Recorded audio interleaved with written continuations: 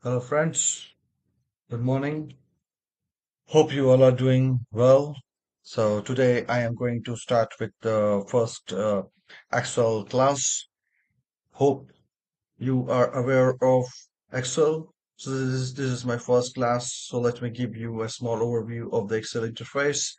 If you see the top layer are the tabs, you see the file, home, insert data, layout, formulas, data review. These are all tabs. And below the tabs, you have the ribbon.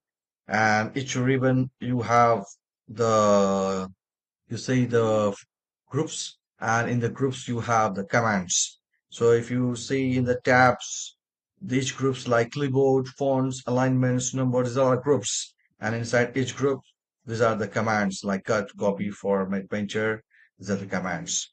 So if you come down here, if you see here, those are clear about group, ribbon, group, and command. So if you see the total number of rows is 10,48,577,576 rows, and you have around 16,384 columns in the Excel sheet. So if you see, if you click somewhere here, so this is a cell, we call it a cell, it's the intersecting point of the columns and rows. So this is the overview of the interface. Keep tuned, subscribe my channel. In the next channel, we will discuss about some other functions. Thank guys. Take care. Have fun.